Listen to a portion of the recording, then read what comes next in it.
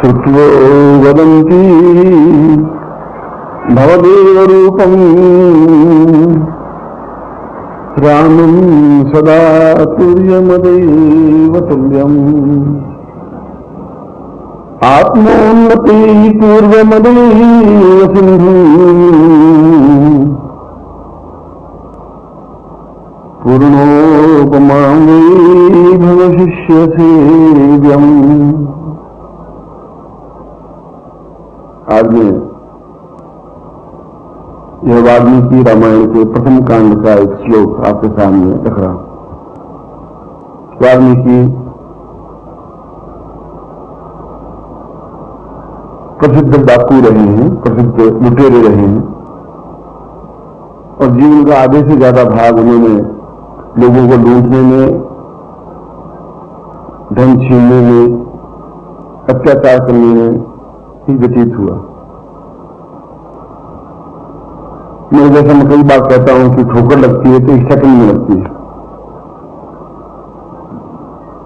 जीवन परिवर्तन होता है तो एक सेकंड में हो जाता है, अन्यथा पूरा जीवन भी परिवर्तित नहीं होता है। जब एक बार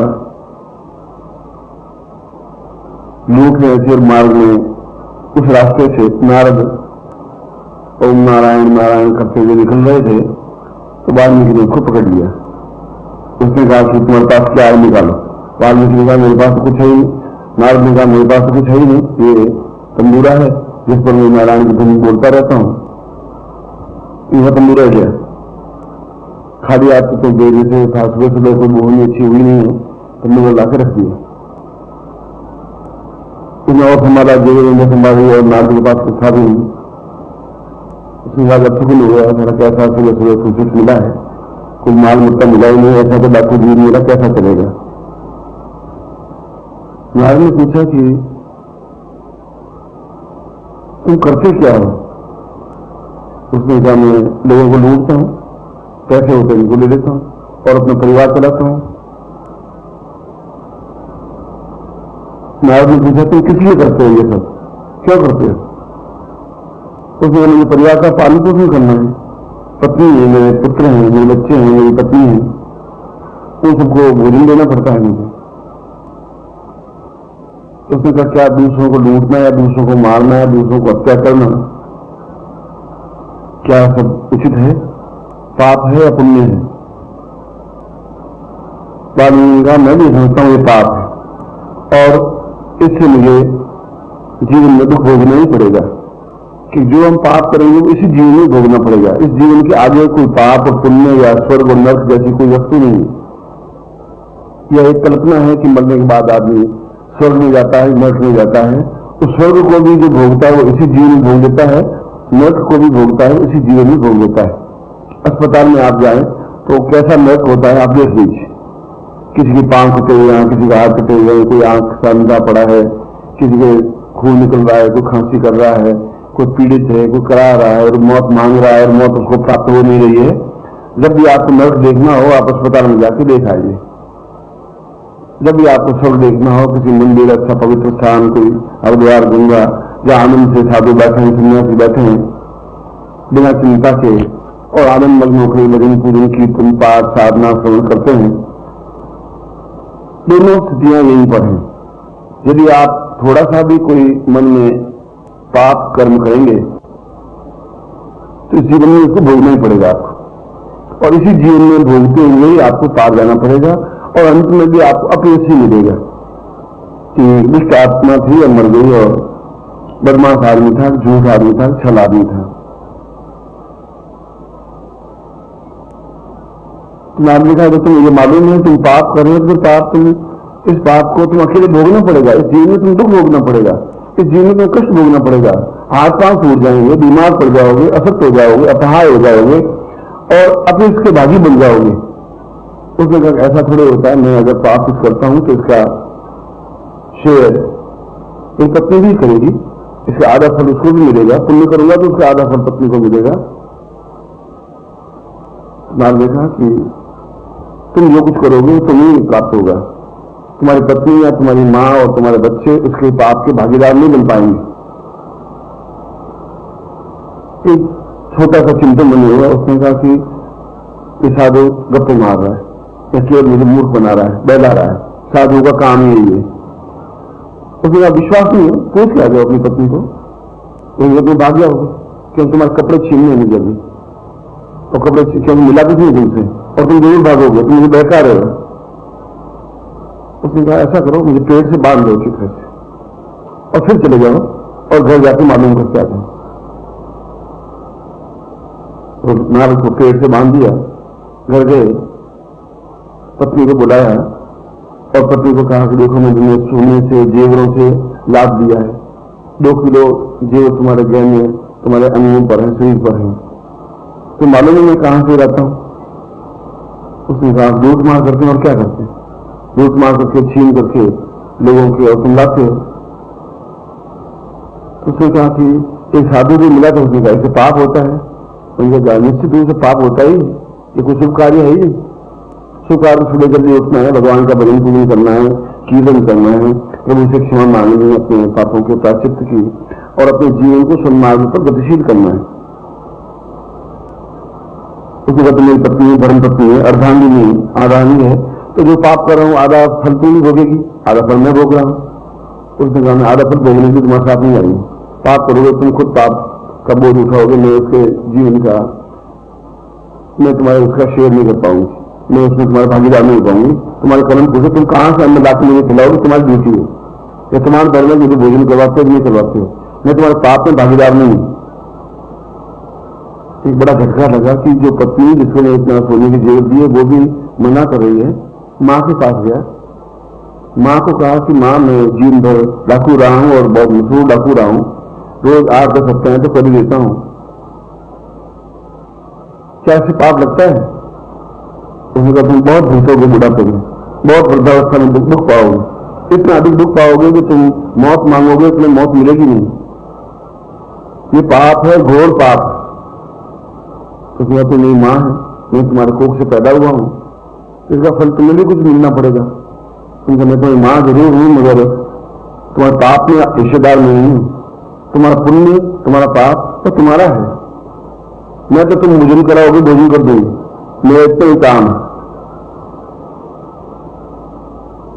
वाल्मीकि को बड़ा दुख, एक आघात पहुंचा, इतना आघात पहुंचा कि सत्या की बात की आंख में आंसू आए, और गया और नाद को बंधन से मुक्त किया, रिश्ता से बांधा था छोड़ दिया और चरणों में गिर पड़ा। उसने कहा कि मैं बहुत बोझ में था, मैं समझ रहा था कि पत्नी मेरी है, मैं समझ रहा था कि बेटे मेरे हैं, मैं समझ रहा था कि माँ मेरी है, आज मुझे मालूम पड़ा कि कोई नहीं है, केवल मेरे स्वार्थ से बंधे हुए हैं। जो मेरा स्वार्थ समाप्त हो जाएगा ये सब छिटक के खड़े हो जाएंगे। नाथ ने पहले तुम्हें कहा तुम अकेले आए हो, अकेले ही जाओगे, जो कुछ अर्जित करोगे और तुम ही अर्जित करोगे, उसका फल भी तुम्हें मिलेगा।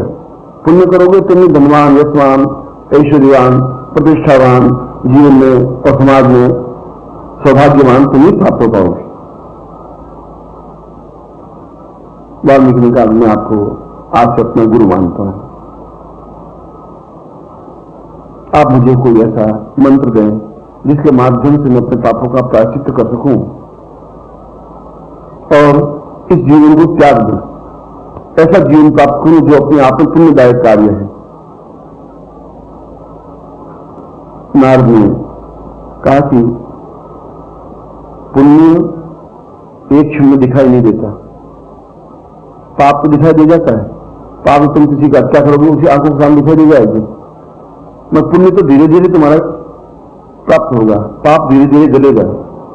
मगर वो रोज कितना गंदा है ये तुम्हें मालूम नहीं पड़ेगा, मगर रोज तुम प्रातः काल उठोगे सूर्योदय से पहले, और ये तुम्हें मंत्र देता हूं गुरु मंत्र, इस गुरु मंत्र का जाप करोगे, और गुरु मंत्र का जाप जिस पेड़ से ये बांधा है इस पेड़ की परिक्रमा करते करते करोगे, क्योंकि तुम अगर बैठ के करोगे तुम्हें फिर नींद आ जाएगी, बैठ के करोगे तो तुम्हें आलस्य आ जाएगा।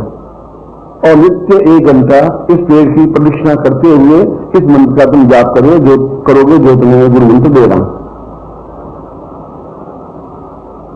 और वाल्मीकि ने उस दिन से तीर कमान धनुष छोड़ दिया और उस मंत्र का जब प्रारंभ किया जो नारद ने वाल्मीकि को दिया, और 1 वर्ष में उनके जीवन में इतना अधिक परिवर्तन हुआ कि एक भयंकर घोर अत्याचारी डाकू एक श्रेष्ठ कवि बन सका, साधु बन सका, सन्यासी बन सका, योगी बन सका और पूरे विश्व में उसका नाम हो सका और इतना उच्च कोटि का सन्यासी बना कि राम भी जब ये सोचा कि वाल्मीकि मैं सीता को कहां रखूं, तो उसको एक ही उच्च कोटि का चरित्रवान व्यक्ति मिला वाल्मीकि, कि जिसके आश्रम में सीता सुरक्षित रह पाएगी, मेरी पत्नी भी अगर सुरक्षित रह पाएगी। क्योंकि साथ उसमें याज्ञवल्क्य भी थे, गर्ग भी थे, अत्रि भी थे, कणाद भी थे, पुलस्त्य भी थे, वशिष्ठ भी थे, विश्वामित्र भी थे, लेकिन जितना सच्चरित्र व्यक्तित्व उसमें वाल्मीकि का था उसमें और किसी ऋषि का नहीं था।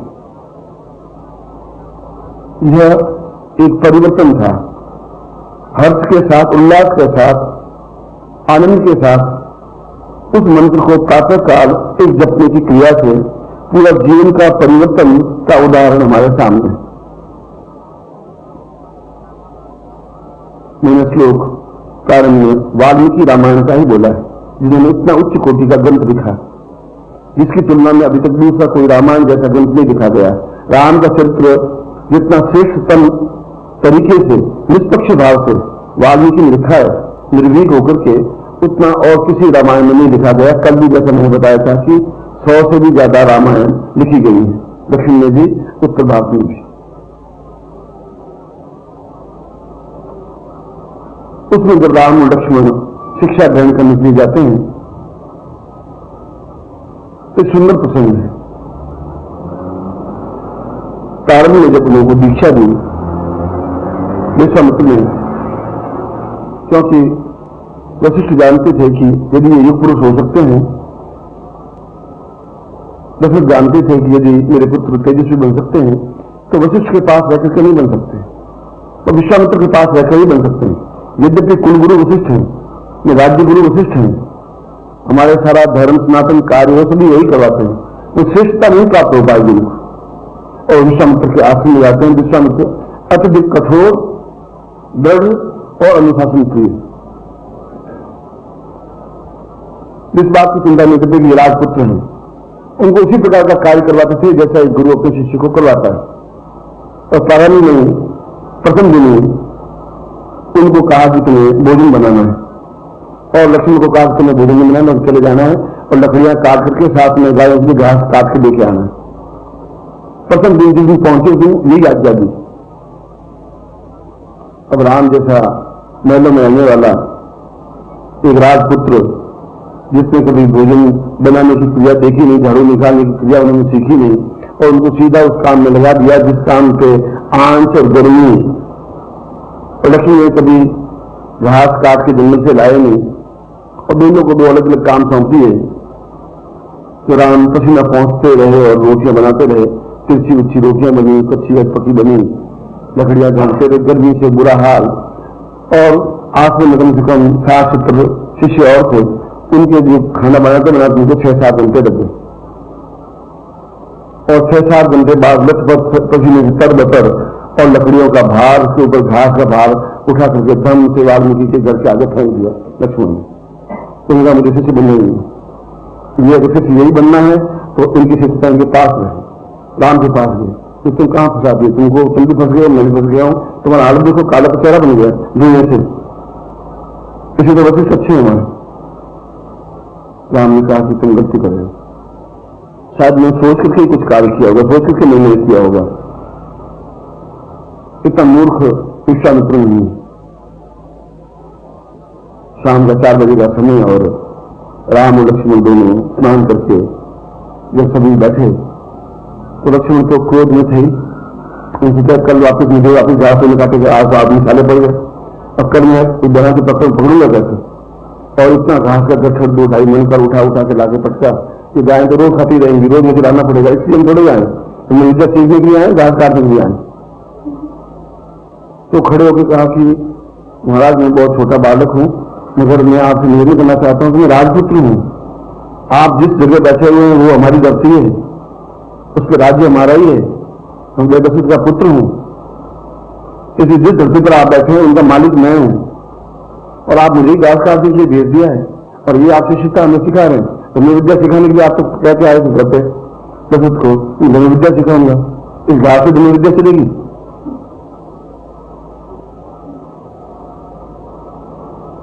विश्वामित्र ने कहा कि तुमने अगले 3 महीनों तक घास ही काट खिलाना है। तुमने प्रश्न किया है, इसका दूसरा उत्तर यही है कि अगले 3 महीनों तक बिना पूछे सुबह 6 बजे जाना है और सब 100 गायों को तुम्हें घास खिलाना है, पानी पिलाना है, सेवा करनी है, और इसके अलावा तुम्हें लकड़ियां काट के लानी है, तुम्हें और कोई काम करना नहीं है। राम को मैं कल से दूसरा काम करता हूं। तो महाराज आप बहुत अन्याय कर रहे हैं, न्याय कर रहे हैं, तो मुझे मालूम नहीं है, और मेरी व्यक्तिगत राह में तो ये पूरा अन्याय है। मैं तो जाऊंगा घास काट करके, क्योंकि राम मुझे कह रहे हैं कि मैं ऐसा करना है, पर घास काटने से विद्या नहीं आती महाराज, ये आपको और बता देता हूं। घास काटने से, लकड़ियां काटने से मैं वो धनुर्धर नहीं बन सकता, मैं राजपुत्र नहीं बन सकता। तो वाल्मीकि ने जो उत्तर दिया वह मैंने श्लोक में उद्धृत किया। राम ने खड़े होकर पूछा कि महाराज यह बहुत बालक है और क्रोधमय बालक है, केवल मुझे ये बता दीजिए कि शिष्य की पहचान क्या है, शिष्य क्या करे। मैं उन कर्तव्यों का पालन करते हुए, आपकी आज्ञा को सुधारित करते हुए, मैं जिस उद्देश्य से आपके पास प्रस्तुत हुआ हूं वह उद्देश्य मेरा पूरा हो। जरूर आपने कोई कारण से मुझे इस पाक कला में लगाया होगा, जरूर लक्ष्मण को इस काम से लगाया होगा, और आगे आपने 3 महीनों का आदेश दिया है तो जरूर को सोच समझ करके आदेश दिया होगा। राम ने आदेश जो दे दिया वह तो आदेश दे दिया, लक्ष्मण यहाँ काम करे या घर चला जाए, मुझे इस बात का कोई अफसोस नहीं है।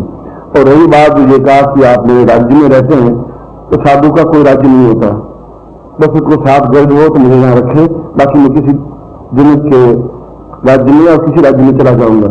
साधुओं के लिए कोई स्थान नहीं होता, साधु किसी बात की परवाह नहीं करते। इस बात को तुम्हें ध्यान रखना चाहिए। मैं नहीं, तुम्हारे पिता के ऊपर ऋण है कि मैं उनके राज्य में बैठा हुआ हूं, ये सुन लेना। और अपने पिता को कहवा देना कि 2 साल तक वो तुम्हें देखने के लिए नहीं आए, मैं ऐसा पसंद नहीं करता हूं, ये मैं उचित समझता भी नहीं।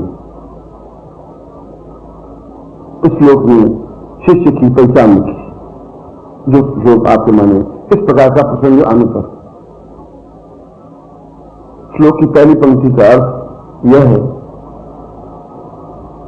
कि शिष्य का तात्पर्य है पूर्वोपतान, उस शिष्य को किस रास्ते पर गतिशील करना है वह गुरु एक क्षण में पहचान लेता है। क्या करना है, इसको मुझे इस क्षेत्र में श्रेष्ठतम बनाना है या इस क्षेत्र में श्रेष्ठतम बनाना है, या मुझे क्या सिखाना है, किस प्रकार से सिखाना है, क्योंकि बिना परिश्रम के उसमें युद्ध करने की क्षमता नहीं आ पाएगी। पालने में झूलते हुए युद्ध क्षेत्र में युद्ध नहीं जीता जा सकता। उसके लिए पैरों पर खड़ा होना पड़ेगा, समृद्ध होना पड़ेगा, ताकतवान बनना पड़ेगा, वजन उठाना पड़ेगा, हिम्मत करना पड़ेगा, और वह सब कुछ करना पड़ेगा जो कुछ मैं कह रहा हूं। ये प्रश्न जितना अभद्रता से, अदृष्टता से बोला है, उसी की ये सजा है कि 3 महीने तक ये करेगा। अगर इस 3 महीने में इससे एक भी अक्षर मुंह से बोला तो पूरे साल भर तक यही कार्य करवाऊंगा, चाहे 20 साल उसको लगे सीखने में, मैं इस बात की चिंता नहीं करूंगा। पर इस 3 महीने में वो एक भी अक्षर यहाँ आश्रम में बोलेगा नहीं, प्रश्न भी नहीं पूछेगा, कोई कार्य भी नहीं पूछेगा। भोजन करने की इच्छा होगी तो हाथ से इशारा कर देगा, कुछ पूछेगा नहीं। ये दूसरी सजा इसको मैं साथ पहले ही बता देता हूं, और यही बता देता हूं कि आज मैं बस इसको पत्र दे देता हूं कि वो आवे नहीं, और किसी प्रकार से अपने बेटों को यहां नहीं रखे 2 साल। मुझे जो कुछ बनाना है वो मैं अपना बना दूंगा। और दूसरी बात, राम तो शिष्य की परिभाषा पूछी है, तो शिष्य की परिभाषा यही है कि वह नींद और क्रोध से बिल्कुल दूर रहे, नींद उसके पास नहीं सके, वो नींद का गुलाम नहीं बने, नींद उसकी गुलाम बने। क्योंकि मैं रात्रि को मैं अर्धरात्रि तक साधना सिखाऊंगा, और मुझे सिखानी पड़ेगी, क्योंकि युद्ध कोई जरूरी दिन नहीं चले, युद्ध रात्रि को भी हो सकता है, शत्रु का कोई भरोसा नहीं किसमें प्रहार करे। और उस समय तुम्हारे पास नींद अगर आ गई तो तुम युद्ध में सम्मत नहीं हो पाओगे। तुम नींद पर अधिकार जताओगे, नींद तुम पर अधिकार नहीं जता सकती। मैं किस समय तुम्हें विश्राम करने की आज्ञा दूं और किस समय वापस उठा दूं, यह मेरा चिंतन होगा। शिष्य की तो केवल यही सत्य है कि वह केवल आज्ञा पालन करे, और जब उनको सोने के लिए कहे तभी सोए, या जब गुरु सो जाए तब सोए। और गुरु उठने से पहले उठ जाए।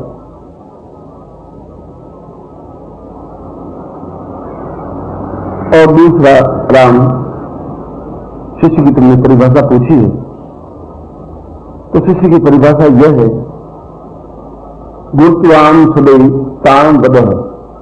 गुरु जो कहे वह करे, गुरु जो करे वह शिष्य नहीं करे। जैसा गुरु कर रहा है वैसा शिष्य नहीं करे। जो गुरु कहे वह कार्य करना है, दोनों बहुत डिफरेंस है। गुरु बाजार में जा रहा है और वहां बैठा हुआ है, तो ऐसा नहीं है कि शिष्य भी बाजार में जाए वहां बैठ जाए आराम, क्योंकि गुरु का अनुसरण करना है, अनुसरण नहीं करना, अनुकरण करना है। जो गुरु ने कह दिया तुम्हें ये काम करना है, उस कार्य को ही करना है, उस प्रकार से कार्य करना है जो कुछ कह दिया जाए, और कह दिया जाए फिर उसको पूर्णता कर दी जाए। उसके बीच में गुरु से कोई संपर्क स्थापन नहीं करे। जितना अवधि दे उस अवधि में उसको समाप्त कर दे। अगर तुम्हें पक्का योग्य शिष्य बनना है तो अद्वितीय बनना है, क्योंकि तुम्हारे पिता ने मुझे ये भेजा कि मैं तुम्हें दोनों को अद्वितीय बनाऊं। अद्वितीय का मतलब तुम्हारे मुकाबले का कोई नहीं हो, तुम्हारे टक्कर का कोई व्यक्तित्व नहीं बने। और इसकी मैं उदाहरण तुम्हें 2 साल बाद ही दे दूंगा। और उसका उदाहरण दिया जब के दरबार में धनुष को उठवा करके, जहां रावण भी आया था इस शिव के धनुष को उठाने के लिए, बाणासुर भी आया था। यह तो मैं 2 साल की बात बता दूंगा, मगर जितनी अवधि में जितना काम कह दिया जाए उतना काम उतनी अवधि में राम तुम्हें करना ही है। उस समय तुम्हारे सामने न नींद होगी, न भूख होगी, न प्यास होगी, न चैन होगा, न आराम होगी, न विश्राम होगा, और कुछ कार्य होगा ही नहीं, न अस्वीकृति होगी। और जिस दिन तुम्हारी अस्वीकृति होगा उस दिन राम दरवाजा खुला है, यहां सीधे अयोध्या में चले जाना। मेरे पास सिखाने के लिए फिर कोई साधन नहीं है, मैं तुम्हें तैयार कर ही नहीं पाऊंगा। कुमार यदि घड़े को, मिट्टी के उसको लौंडे को मारे नहीं, पीटे नहीं, तो घड़ा बन ही नहीं सकता। सुनार यदि सोने को बराबर तपा करके सोने काटे नहीं और लोहे के हथौड़े को पीटे नहीं, तो सोने नहीं मिल सकता, वो राज मुकुट नहीं मिल सकता, वो देवताओं का मुकुट नहीं मिल सकता। उसको तो प्रताड़ित करना ही पड़ेगा, बार बार पीटना पड़ेगा, बार बार उसको ठोकर मारनी पड़ेगी, बार बार उसको उस काम को लगाना पड़ेगा जो उसका प्रिय नहीं है, वो काम उसको देना पड़ेगा। सुना नहीं चाहता कि लोहा एक मामूली सा जो मुझसे बहुत कम धातु की चीज है वो मुझे पीटे। कहां सोने 5,000 रुपये तोला, कहां लोहा 100 रुपये किलो, वो उसको पीटे। कितनी बेचैनी होती है ये सोने को, मगर फिर भी वो सहन करता है, क्योंकि उसको ये मालूम है कि मेरा लक्ष्य उस देवताओं का मुक्त बनना है। लोहा फिर भी जमीन पर लोहा पहावड़ा बनेगा, कुल्हाड़ी बनेगी। इसलिए राम दूसरी शिष्य की परिभाषा यह है कि जो तुम्हें जिस अवधि में जितना काम सौंप दिया जाए वह करना ही है। कैसे करना है उसके लिए कोई आज्ञा की आवश्यकता नहीं है। किस प्रकार से करना है यह भी पूछने की जरूरत नहीं है। वह तुम्हारी बुद्धि, वह तुम्हारा विवेक है जो मैं तुम्हें देता हूं, वह मेरी ड्यूटी है, वह मेरा धर्म है। ये मुझे जाने तुम्हें कितने बजे सुलाना है, ये मुझे जाने तुम्हें कितने बजे उठा देना है, ये मुझे जाने तुम्हें नींद लेना देना या नहीं देना, ये मेरा कार्य है। मगर यदि तुम ऐसा नहीं कर पाओगे तो तुम मेरे योग्य शिष्य बन ही नहीं सकते, और अयोग्य शिष्यों को मैं अपने पा सकता भी नहीं। तीसरा, तुमने शिष्य की पहचान और शिष्य का धर्म पूछा है, तो गुरु का कर्तव्य यह है कि अपने शिष्य को साधनों के माध्यम से और अपनी तपस्या के माध्यम से अद्वितीय बनाए। यदि ऐसा गुरु नहीं करता है तो घोर नरक का पापी बनता है, तो पाप उसके ऊपर चढ़ता ही है कि शिष्य का दिया वो अन्न खाता है, शिष्य के परिश्रम का अन्न खाता है वो। और शिष्य के परिश्रम का अन्न खाकर के यदि वो नहीं होता तो गुरु महान घोर पातक होता है, महान घोर पापी बनता ही है। मगर इसके साथ ही साथ इस बात का भी तुम्हें ध्यान रखना है राम कि उस गुरु के प्रति निरंतर स्मरण और प्रेम भाव तुम्हें बनाए रखना है। वह तुम्हें काम करते तुम जिम्मेदार करके काम करो, वह तुम्हारे खुद के पुण्यों का क्षीण कर देगा, तुम नीचे नहीं हो सकते। जो काम सौंपे उनका ही हस्ती और मस्ती और आह्लाद के साथ तुम्हें काम करना है कि मुझे काम सौंपा, मुझे काम सौंपा, मुझे कार्य करना है और मुझे कार्य अवधि में कर देना है। ये तुम आह्लाद के साथ उस कार्य को नहीं करते हो तो तुम खुद पातक के बागी बनते हो। तुम्हें जो भी काम सौंपे, चाहे वो कठिन हो चाहे कठोर हो, चाहे तुम्हें पीटने का काम भी हो, जैसे तुम्हें कुंदन को पीटा जाता है, तो तुम्हें उसी प्रसन्नता के साथ में उसको झेलना है जैसा तुम्हारे लिए आवश्यक है ऐसा तुम इसको करोगे ही। और तीसरी पंक्ति में वाल्मीकि ने कहा है कि शिष्य की कोई पहचान नहीं होती, शिष्य का पहचान केवल शिष्य होता है। न उसकी जाति होती है, न उसका धर्म होता है, न उसका बंधन होता है, न उसकी माँ होती है, न उसके बाप होते हैं। अगर शिष्य है तो फिर तुम्हारे उसमें कुछ नहीं है। जब मैं तुम्हें यहां से विदा करूं तब तुम्हारे माँ भी होंगे, बाप भी होंगे, भाई भी होंगे, समझ भी होंगे, वो होंगे। मगर जब तुम मेरे पास हो तो तुम्हारे दूसरे बंधन तुम्हारे पास नहीं है कि एक बंधन रहेगा, या तो गुरु का बंधन रहेगा या तुम्हारे घर वालों का बंधन रहेगा। तुम दो पांव में खड़े रहोगे तो तुम कुछ भी नहीं सीख पाओगे, तो तुम्हें कुछ भी समझा नहीं पाऊंगा। वहां से कटोगे तो यहां से जुड़ोगे। इसलिए आज से तुम्हारा कोई पिता नहीं है, आज तुम्हारी कोई मां नहीं है, तुम्हारा कोई भाई नहीं है, कोई संबंध नहीं है, कोई रिश्तेदार नहीं है। वापस में दस आता है तो तुम्हें मन में दया लाने की जरूरत नहीं है, क्योंकि जो ही घास लेकर आएगा मैं उसको वापस घास में भेज दूंगा। इसी क्षण घास बस बजा आएगा और बस जाने के बाद गाय चला करके भेज दूंगा। तुम इसके ऊपर दया करोगे, तुम्हें कोई अधिकार नहीं कि मेरे भाई ये को तकलीफ ज्यादा पड़ रही है, दूसरे से आराम करें। ऐसा तुम्हें करने का कोई अधिकार नहीं है, कोई हक नहीं है, क्योंकि इस गुरुकुल में आने के बाद में तुम्हारा किसी प्रकार का कोई धर्म, कोई जाति, कोई बंधन, कोई मां, कोई बाप, कोई भाई, कोई बहन को संबंध नहीं रहा। न तुम राजपुत्र रहे हो, न तुम भैया से हो, तुम केवल शिष्य रहे हो। और शिष्य केवल ठोकर पे खड़ा रहता है गुरु के। यदि शिष्य के प्रति दया दिखाता है तो गुरु अपने धर्म से, अपने कार्य से चुप हो जाता है, पीछे गिर जाता है। और यदि परुषता बरसता है, कठोरता बरसता है, तो गुरु अपने आप में सही अर्थों में उसको कुंडली बनाता है। हाथों से फैलाने से वह कुंडली नहीं बन सकता, उसको तो प्रकाश करना पड़ेगा, जलाना पड़ेगा, तपाना पड़ेगा। यदि उसको अद्वितीय बनाना है फिर वो सोना पैरों में रखेगा नहीं, फिर वो ठोकर नहीं मारा जाएगा। उस सोने को सोने को क्या अलमारी में रखना पड़ेगा, लोग उसको देखेंगे और उसका मुकुट बनेगा, देवताओं का मुकुट बनेगा, बाकी मनुष्य तो सामान्य। अगर तुम्हें उतना ऊंचा बनाना है मुझे, तो मुझे उतना तुम्हें पीटना, उतना तुम्हें प्रताड़ित, उतना तुम्हें करना ही पड़ेगा। मगर उस समय तुम यदि कहीं से समन्वित रहे तो तुम्हारा मानस भटक जाएगा। और मानस भटकने के बाद में दो पति की पत्नी अपने आप में दुष्कृत्य ही कराती है, पतिव्रता नहीं कहलाती।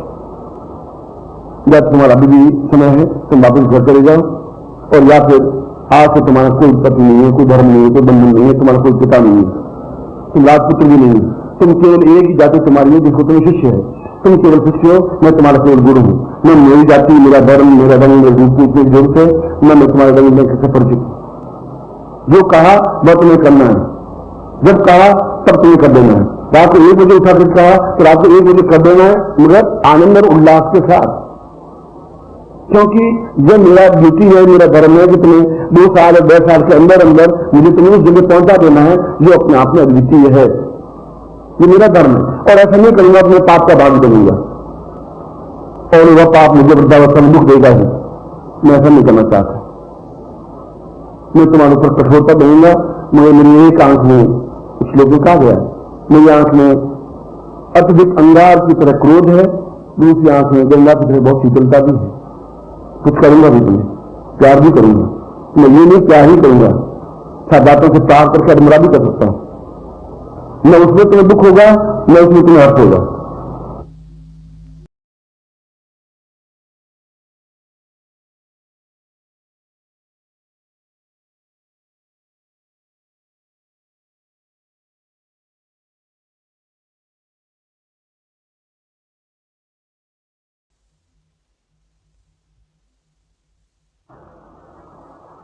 और चौथा दान, अगर जीवन जीना है तो अद्वितीय बनकर के ही जीना है।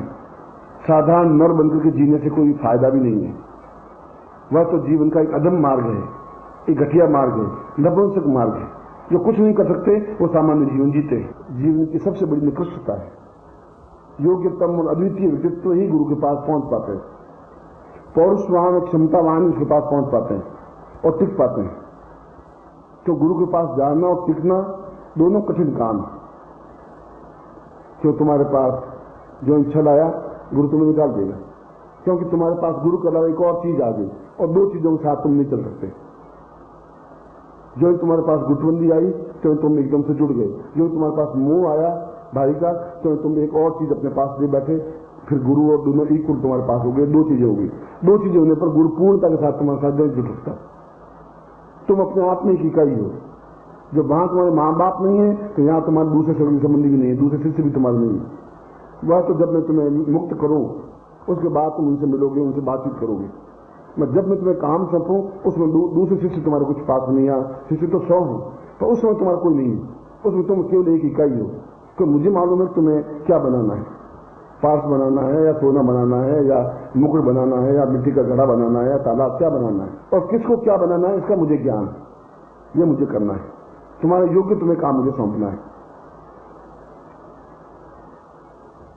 और अंतिम पंक्ति में कहा है कि जीवन में राम वृद्धावस्था तब आती है जब तुम्हारा मन अशांत हो जाता है, जब तुम्हारा मन थक जाता है, जब तुम सोचते हो कि ये भार है, जब तुम सोचते हो कि कार्य करने से मुझे लाभ क्या है, जब तुम सोचते हो कि इस कार्य करने से होगा क्या, और उसी समय से तुम्हारी वृद्धावस्था प्रारंभ हो जाती है। 20 साल में भी वृद्धावस्था आ सकती है, 8 साल में भी आ सकती है और 200 साल तक भी नहीं आ सकती। वृद्धावस्था की कोई उम्र नहीं होती। सफेद बाल और जजियां वृद्धावस्था के चिन्ह नहीं है, यह तो संघर्ष के चिन्ह है जीवन के।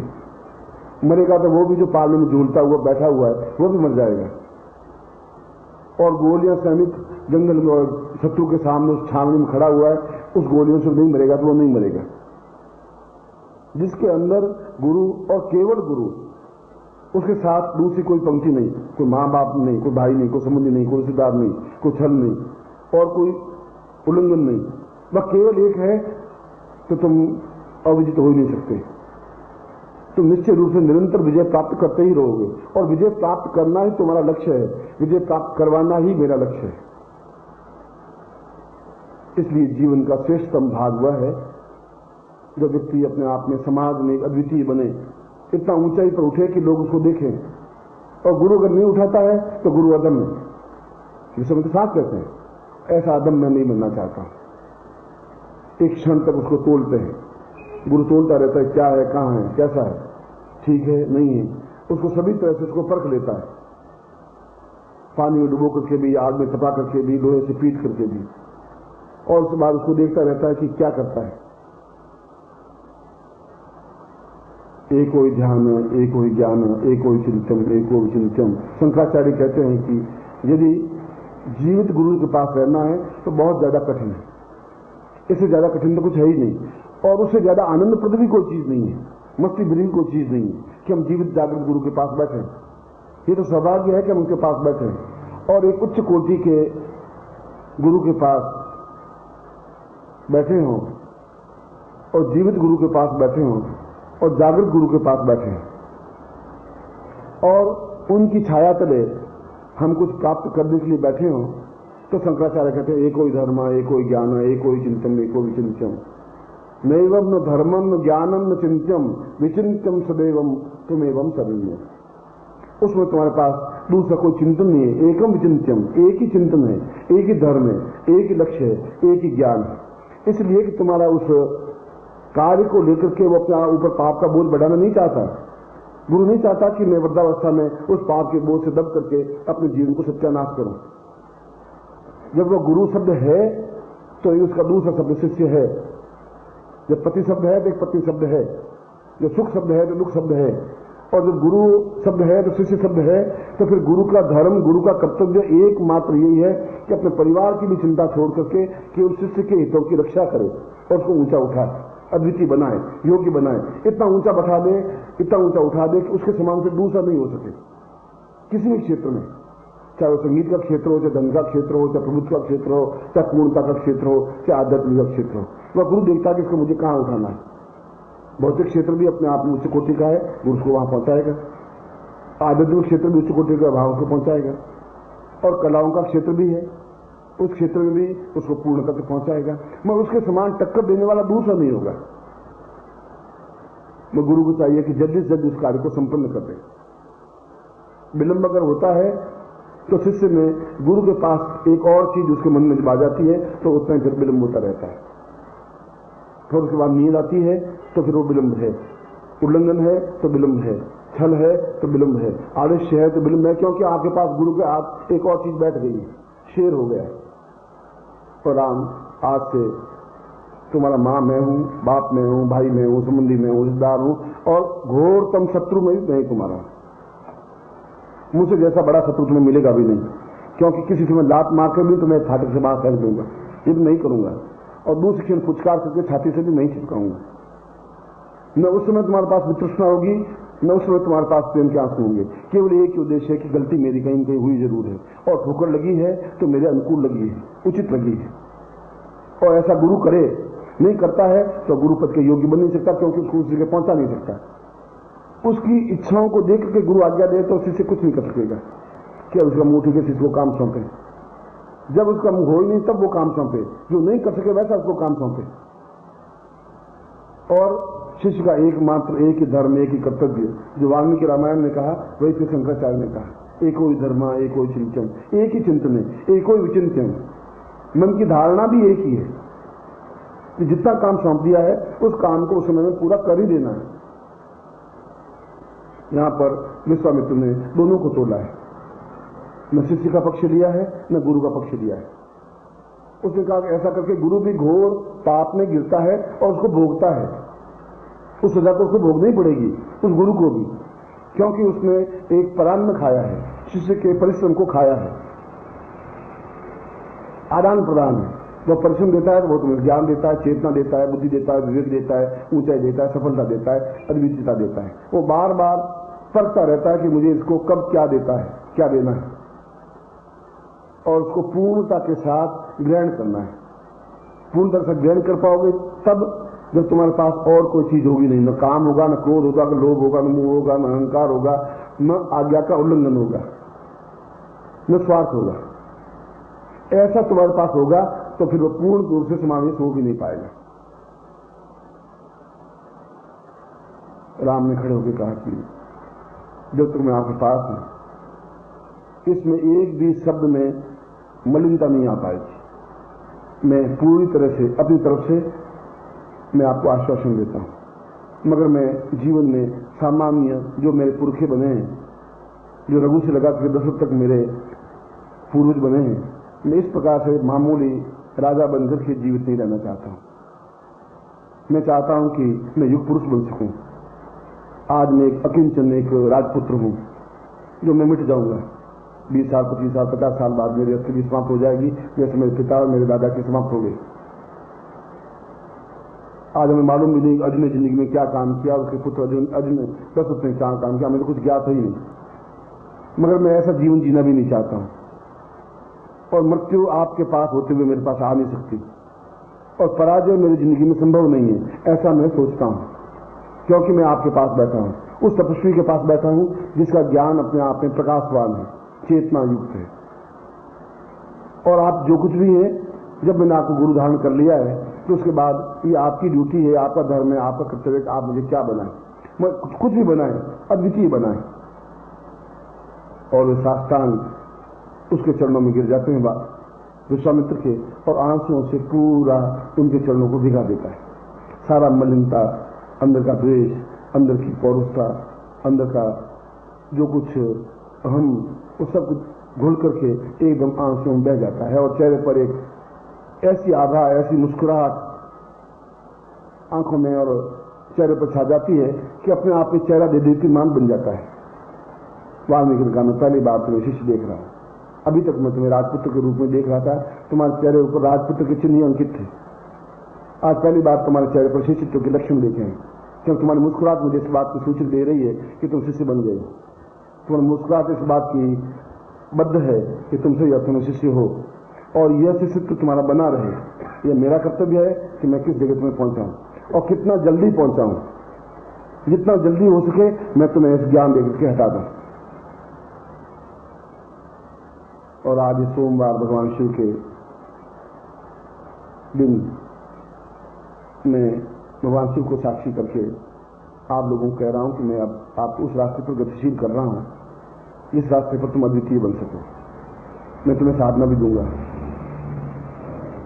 कुछ ऐसा चिंतन भी दूंगा जिसके माध्यम से तुम अद्वितीय बन सकोगे, और जल्दी से जल्दी मैं आपको फ्री कर देना चाहता हूं। वह ज्ञान, वह चेतना, वह महापुरुषता, वह श्रेष्ठता और वह अद्वितीयता, जितना जल्दी, क्योंकि मैं जानता हूं कि मेरे पास समय और कार्य की अवधि बहुत कम है, इस बात को भी मैं जानता हूं, और मैं ये भी जानता हूं कि उससे पहले पहले मैं तुम्हें उस जगह पहुंचा दूं। और उस जगह पहुंचाने के लिए तुम्हारे पास एक शब्द के अलावा दूसरा कोई शब्द फिर अब रहना नहीं चाहिए, और देने के लिए अश्रु वर्ग के अलावा तुम्हारे पास कुछ रहना नहीं चाहिए, और कोई चिन्ह तुम्हारे पास चेहरे पर आंखों पर रहेंगे नहीं। और यदि तुम ठीक उन्हीं शब्दों को अपने जीवन में उतार सको जो विश्वामित्र ने राम को कहें, वे केवल राम को ही नहीं कहें, आने वाली पीढ़ियों के लिए विश्वामित्र ने कहें, और आने वाली पीढ़ियों के लिए गुरु के लिए कहें। उन्हीं शब्दों को जो विश्वामित्र ने कहा, उन गुरुत्व शब्दों को अपने हृदय में स्थापित करता हुआ मैं आपको शीघ्र उन साधनाओं में प्रवृत्त कर देना चाहता हूं, चाहे वो संगीत का हो, चाहे वो कला का हो, चाहे ऐश्वर्य का हो, चाहे भोग का हो, चाहे धन का हो, चाहे किसी प्रकार का हो। उस जगह में तुम्हें शीघ्र साधनाओं के माध्यम से, केवल भजन कीर्तन नहीं, इसके अलावा भी तुम्हें कार्य दे करके, चाहे मेरे दूसरे कार्य कम हो या सफल हो या नहीं हो, इस बात की मुझे चिंतन विचिंतन है ही नहीं। अब पहले भी नहीं थी, अब भी नहीं है, और मैं अपने जीवन में पाप का भागी बन करके इस जीवन को यापन करना भी नहीं चाहता हूं। मैं तुम्हें उस जगह पहुंचाने के लिए बहुत जल्दी गतिशील हूं, और आपके चेहरे पर शिष्यत्व की केवल मुस्कुराहट होगी और आज्ञा पालन होगी, तीसरी कोई चीज आपके पास नहीं हो पाएगी। तो मुस्कुराहट इस बात की सूचक होगी तुम शिष्य हो, आज्ञा पालन इस बात की सूचक है कि तुम काम करने में बिल्कुल समृद्ध हो। उसमें तुम्हारे पास नींद नहीं है, तुम्हारे पास भूख नहीं है, तुम्हारे पास और कोई चीज नहीं है। मैं ऐसा ही तुम्हें आशीर्वाद देता हूं, और इसी आज्ञा, इसी प्रतिज्ञा के साथ में मैं तुम्हें जल्दी से जल्दी उस जगह पहुंचाऊं जो जिससे समाज में और विश्व में तुम अद्वितीय बन सको, और ऐसे मुझे अपने आप में मेरी पौरुषता पर गर्व है और मैं ऐसा कर सकूंगा। ऐसा ही मैं वैसे आपको आशीर्वाद देता हूं। कल्याण कामना।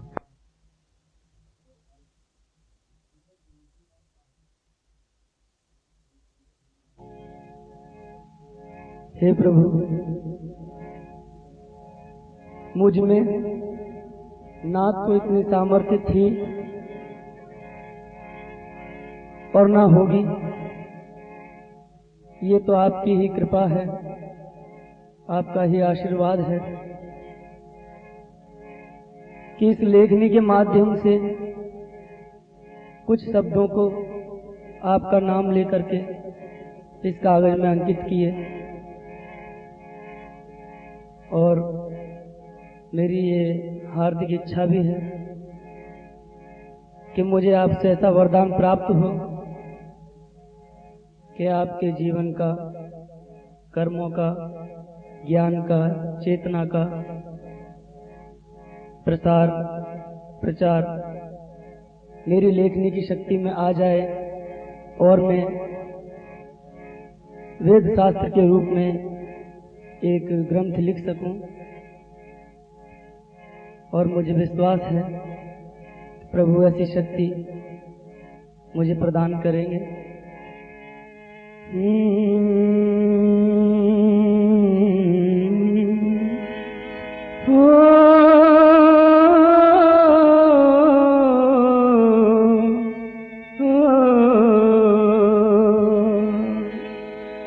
ध्यान लगा कर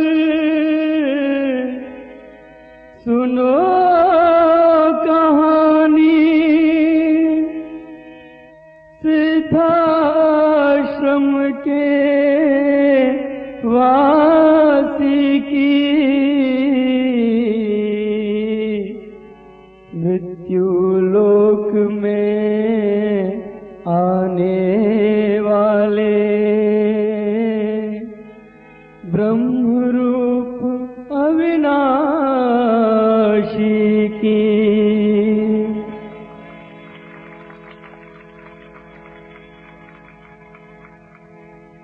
सिद्धाश्रम के वासी की हम पावन कथा सुनाते हैं, कलम हाथ में लेकर के हम गुरु चरणों में जाते हैं।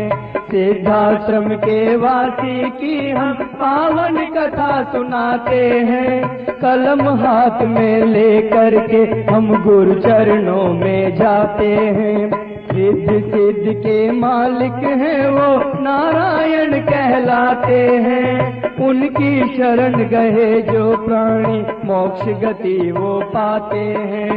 जिन पर हाथ दया का रख दें भवसागर तर जाते हैं। काम क्रोध मद लोभ मोह के बंधन से कट जाते हैं। सिद्धाश्रम के वासी की हम पावन कथा सुनाते हैं। कलम हाथ में लेकर के हम गुरु चरणों में जाते हैं।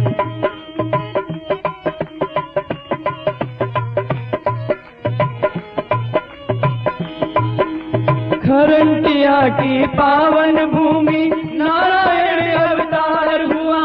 खरंटिया की पावन भूमि नारायण अवतार हुआ। 21 अप्रैल का वो शुभ दिन घर घर मंगलाचार हुआ। 21 अप्रैल का वो शुभ दिन घर घर मंगलाचार हुआ। मुल्तान चंद जी पिता हैं इनके सीधे सरल निराले हैं। खुददारी जीवन में पाई कर्म के वो मत वाले हैं।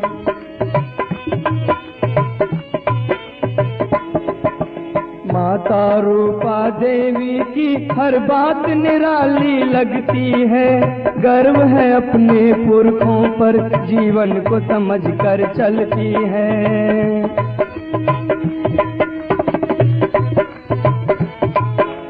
सिद्धाश्रम के वासी की हम पावन कथा सुनाते हैं। कलम हाथ में लेकर के हम गुरु चरणों में जाते हैं।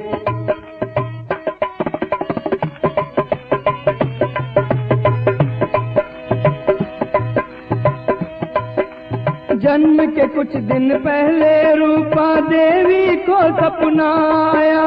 जन्म के कुछ दिन पहले रूपा देवी को सपना आया। नारायण ने कहा मात तेरे घर नारायण आया। नारायण ने कहा मात तेरे घर नारायण आया। नारायण अवतार हुआ संगीत की लहरी गूंज उठी। बिना किसी आहट के देवा अपने मन में झूम उठी। नारायण अवतार हुआ संगीत की लहरी गूंज उठी। बिना किसी आहट के देवा अपने मन में झूम उठी। सिद्धाश्रम के वासी की हम पावन कथा सुनाते हैं। कलम हाथ में लेकर के हम गुरु चरणों में जाते हैं।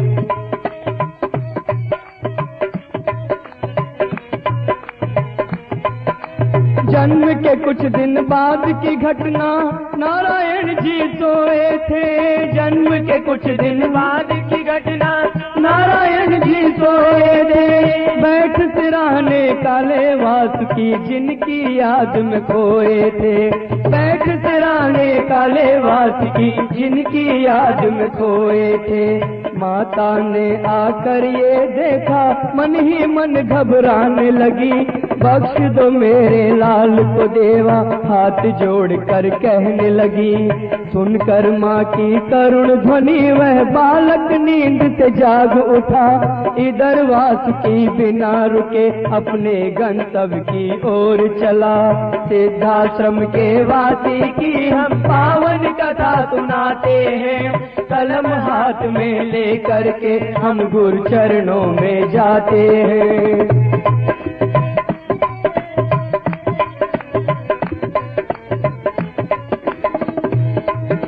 ननिहाल में खेले कूदे मामा का सम्मान किया। ननिहाल में खेले कूदे मामा का सम्मान किया। 9 वर्ष की बालावस्था वेद शास्त्र का ज्ञान लिया। 9 वर्ष की बालावस्था वेद शास्त्र का ज्ञान लिया। नारायण के बालक मन में दया भाव भंडार भरे। कभी किसी की सेवा की और कभी किसी का कष्ट हरे। भोजन कभी अपाहिज को दे बीमारों की सेवा की। बालकपन में साधु बन गए, ये कुदरत की लीला थी। पूरे गांव का लाडला बालक पूजा पाठ जो करता था, मधुर कंठ से शिव उपासना 7 स्वरों में करता था। सिद्धाश्रम के वासी की हम पावन कथा सुनाते हैं, कलम हाथ में लेकर के हम गुरु चरणों में जाते हैं।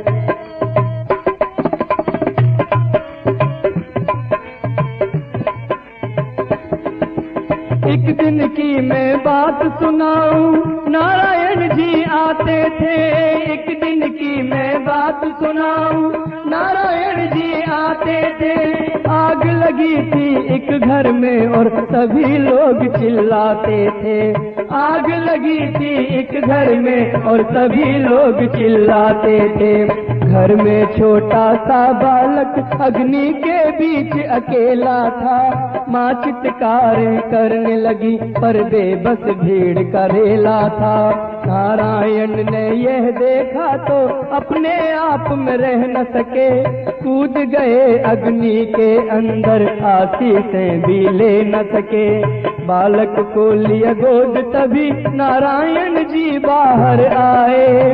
देखा जीवित बालक को वे सब नर नारी हर्षाए। होकर के घायल नारायण कई दिनों बीमार रहे, लेकिन जान बची बच्चे की, मन में हर्ष अपार भये। सिद्धाश्रम के वासी की हम पावन कथा सुनाते हैं, कलम हाथ में लेकर के हम गुरु चरणों में जाते हैं।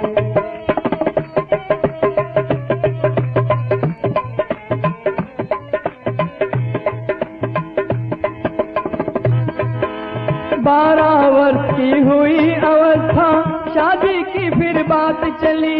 12 वर्ष की हुई अवस्था, शादी की फिर बात चली। फूल फूल मुस्काने लगा और महकी हर एक कली कली। फूल फूल मुस्काने लगा और महकी हर एक कली कली। नाम भगवती देवी जिनके मन आनंद अपार हुआ, गूंज उठी मंगल शहनाई, घर घर मंगलाचार हुआ। बालावस्था में ही माता ईश्वर पूजा करती थी, भजन ध्यान में मन को लगाती, कृष्ण का मान वो करती थी। तन से देवी मन से भोली, माता जब निराली है। अम्बे माँ का रूप यही माँ दुर्गा काली है। त्याग की पावन मूरत है, संतोष की मुख पर लाली है। श्रद्धा की साकार छवि रौहट की रहने वाली है। सिद्धाश्रम के वासी की हम पावन कथा सुनाते हैं, कलम हाथ में लेकर के हम गुरु चरणों में जाते हैं। सिद्धाश्रम के वासी की हम पावन कथा सुनाते हैं, कलम हाथ में लेकर के हम गुरु चरणों में जाते हैं।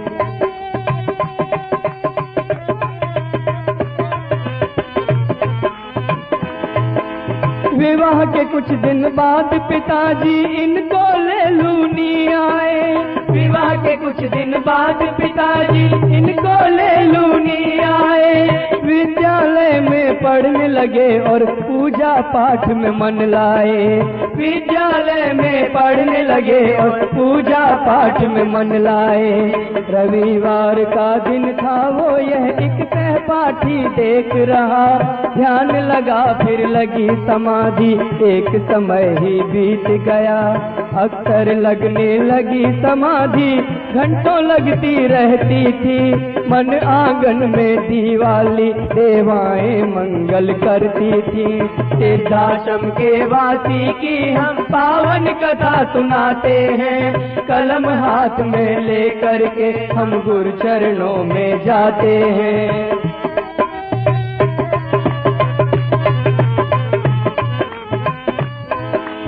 एक नया फिर दौर चला, अध्यापक बन आगे आए। एक नया फिर दौर चला, अध्यापक बन आगे आए। सामाजिक सामाजिक निर्माण किया, नैतिक विकास आगे लाए। सामाजिक निर्माण किया, नैतिक विकास आगे लाए। चक्र समय का चलता रहता, पूजा पाठ न छूटा था।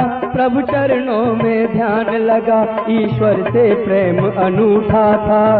भारत से खोई विद्या को भारत में फिर लाना है। जन जन को संदेश मिले, जीवन का यही तराना है। सिद्धाश्रम के वासी की हम पावन कथा सुनाते हैं। कलम हाथ में लेकर के हम गुरु चरणों में जाते हैं। सिद्धाश्रम के वासी की हम पावन कथा सुनाते हैं। कलम हाथ में लेकर के हम प्रभु चरणों में जाते हैं।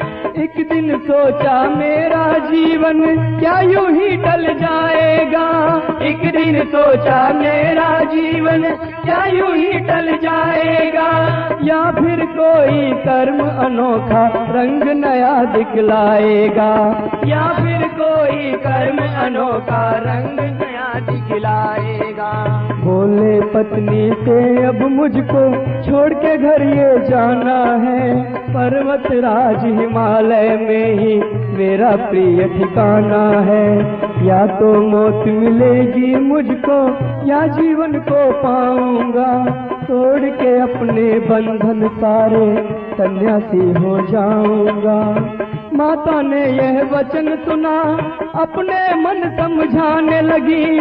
माता ने यह वचन सुना, अपने मन को समझाने लगी। जैसी इच्छा विधि विधान की नारायण से कहने लगी। जैसी इच्छा विधि विधान की नारायण से कहने लगी। सिद्धाश्रम के वासी की हम पावन कथा सुनाते हैं। कलम हाथ में लेकर के हम गुरु चरणों में जाते हैं।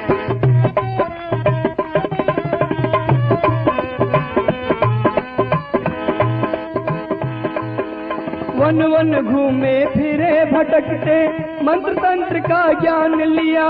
वन वन घूमे फिरे भटकते, मंत्र तंत्र का ज्ञान लिया। यंत्रों को जीवन में उतारा, अपने मन को जान लिया।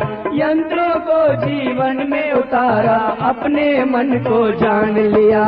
बने त्रिकाली और अघोरी, शमशानों को साध लिया। सौम्य रूप को हृदय बसाया, जीवन ज्ञान अगाध लिया। सिद्धाश्रम के वासी की हम पावन कथा सुनाते हैं।